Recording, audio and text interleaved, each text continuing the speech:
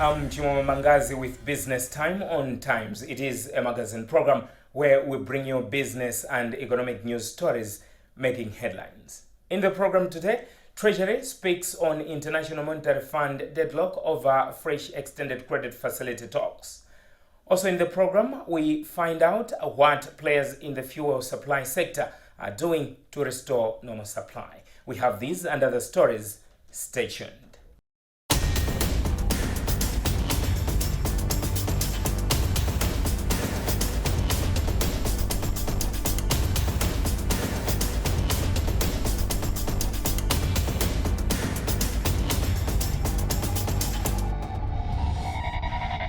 Recent developments over ongoing negotiations between the government and the International Monetary Fund are sending shivers to the industry sector and the economy at large.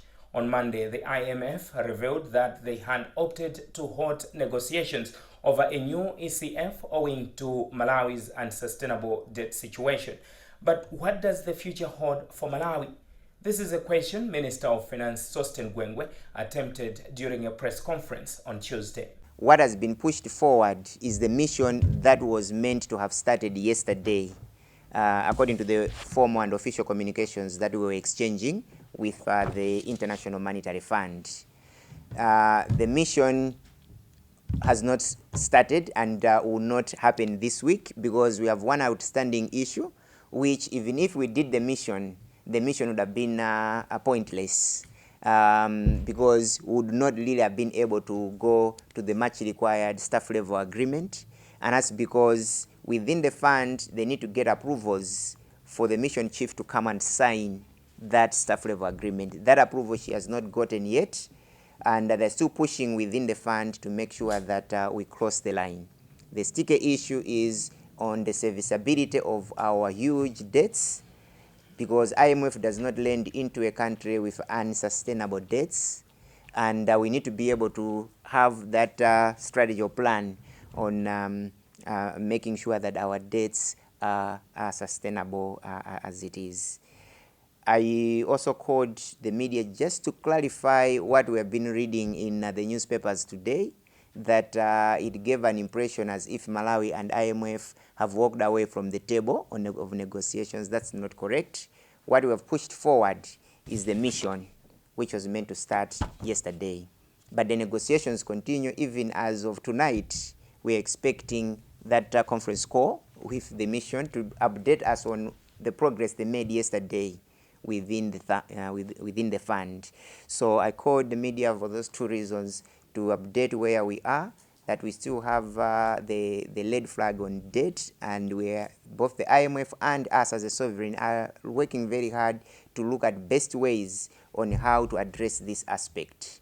And don't be under impression that the IMF has left Malawi to find a solution on their own. No, most of our negotiations, we discuss possible ways of making sure that Malawi goes into sustainability, although our serviceability capacity is very limited. So basically, when we're doing our negotiations, we had a timeline. I think it started, was it June, July, when we could have specific days and specific weeks on when this shall have been done and this condition shall have been met and all that. And for us to come up with the mission this week, it was decided like 2 months ago that by this time we should be able to have a program, and we were hoping for a board of the 18th of October. So all this was already arranged.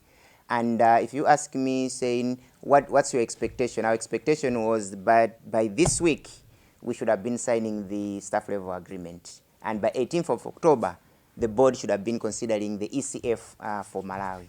The pushback that we have received within the fund has really been a surprise, both to the mission and to us as a sovereign. And we're hoping that we can regroup and make sure that we resolve this thing as quickly as possible, because from where we sit, we had thought that by now everything checks out, and it did with the mission team. Earlier in the day, the minister attended a workshop on project preparation facilities jointly organized by the Export Development Fund and the African Export-Import Bank, Afrexim Bank, at the Bingu International Convention Center in Lilongwe. He indicates that feasibility studies for Matindi and Magwero industrial parks in Blantyre and Lilongwe respectively have been completed, and investors are welcome to start developing the two sites. He explains more to our reporter, Rebecca Chimjeka. Basically, looking at the structural issues our economy is going through, one would know that these issues of forex shortage in an economy, the quick fix, of course, it's injecting some dollar liquidity, but you need to be able to look at medium term to longer term. The sustainable way of dealing with balance of payment issues is exports. There are not two ways about that. And if we cannot take this issue of boosting productivity for exports, these problems will get even worse going forward. So for us to have a longer term solution to these things, we need to be able to put a lot of effort in terms of production for commercial purposes, but also making export much easier so that we are able to earn the much needed dollar earnings. The conference that we are having between the EDF, the Afreximbank and our private sector really is to prepare our private sector to be export led with their products, and also put on the table the issue of the industrial parks whose feasibility studies have now come out, so that those that want to start investing and constructing can actually do that in earnest. And the mega farms, we're also putting in quite a lot of incentives for those that want to go on into large-scale production of our agricultural products. And we're also putting together financing mechanisms for those that will be willing to take up this issue, because it's the only way we can boost our productivity for exports. So let me say I'm also very happy this morning that the feasibility studies for the two industrial parks, the one in Blantyre, the Matindi, and the one in Lilongwe, the Magwero Industrial Park, they have been completed successfully. And what that means is that now people should be, or private sector should now start putting up their plans together so they can now start investing in these industrial parks. You should also know that we are approaching these industrial parks in two phases, or in two ways. First, we would want to come in as government, do our own factory shells, where those SMEs that cannot do their own factory shells can be renting from government. We're talking of welders, carpenters, and those that are doing value addition, that they can be renting from the facilities done by government. But a good chunk of the parks will also be left to private sector, who have capacity to put structures on their own, that they can now start angling themselves, negotiating with the Ministry of Trade to see exactly what allocation or piece of land they can be allocated to them so they can start in earnest. Minister of Trade Mark Katonga Piri had this to say on the development. We are here to talk on issues to do with strengthening our export base with support from Afreximbank, which is a continental bank, and the EDF, which is Export Development Fund, a local bank, a subsidiary of Reserve Bank of Malawi. Now, this to me is coming at an opportune time, because Malawi has really declined in terms of manufacturing over the past couple of years. We now have to work hard to push ourselves back to where we were in the 1990s. It may not be easy, but with the support of the two banks, I'm sure we can intensify our export drive. And I'm now encouraging the private sector to work hard on this. At times there's a tendency of thinking that government will do everything. Government leads the way. Government make arrangements on a number of things, like government-to-government MOUs, agreements, the list goes on. But where the doing of the business, it is for the private sector. And that is what I'm trying to insist on. Now, coming to the number of industries which have closed, it's a pity to say that before the coming of Matipati, we had very solid industrial base in this country. I don't have to start counting the numbers. Some are still closing. Look at what is happening to companies like Adiman. Look at what is happening to companies like PTC. That is a pity for Malawi.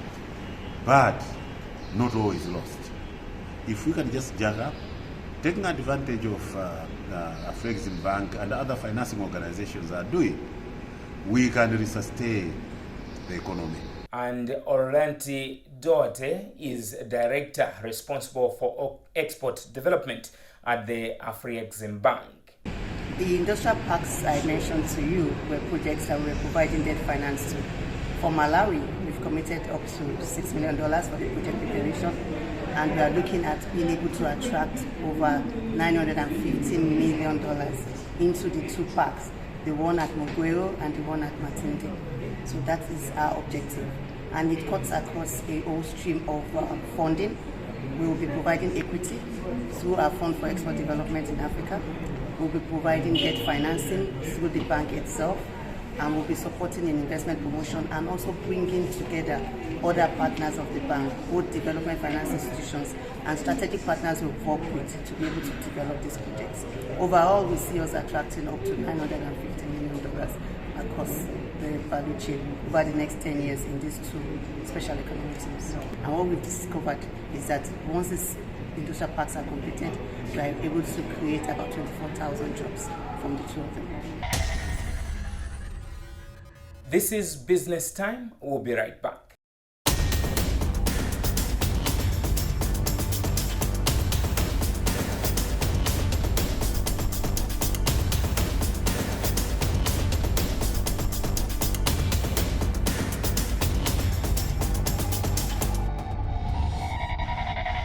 Welcome back.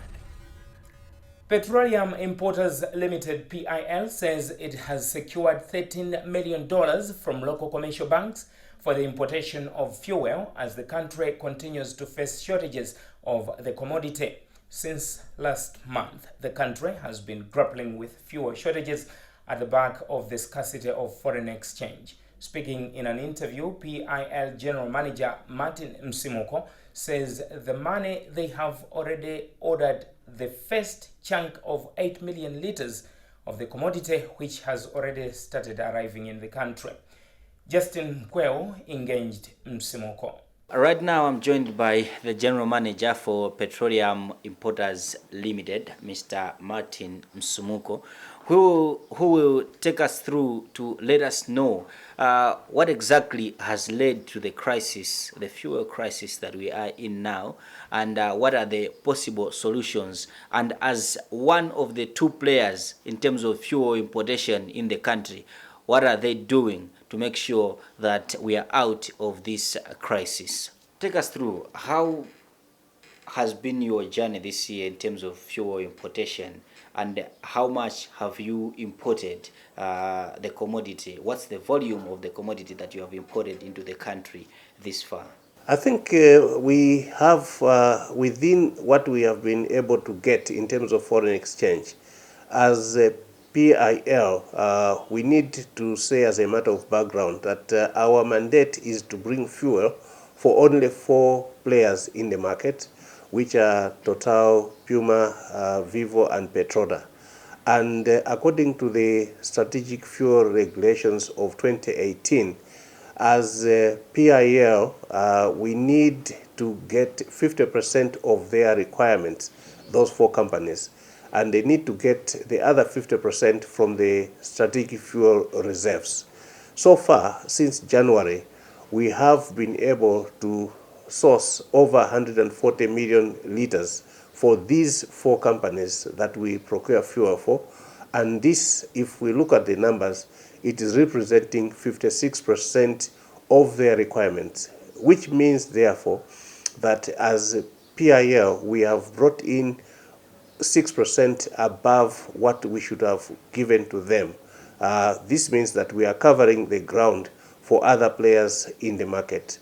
And therefore, I would say, in this regard, we have done our part, and we have even covered the part that should have been done by other players in the market.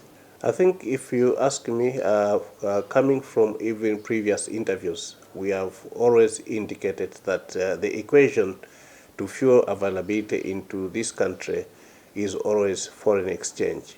Without adequate foreign exchange to finance for the procurement of fuel, we will not have the same in the country. And it has been the major source of problems in terms of procurement. So Forex is equal to fuel availability into the country. I think starting from late last year, we have been having a challenge in terms of sourcing adequate instruments. We call them documentary letters of credit to give to our suppliers.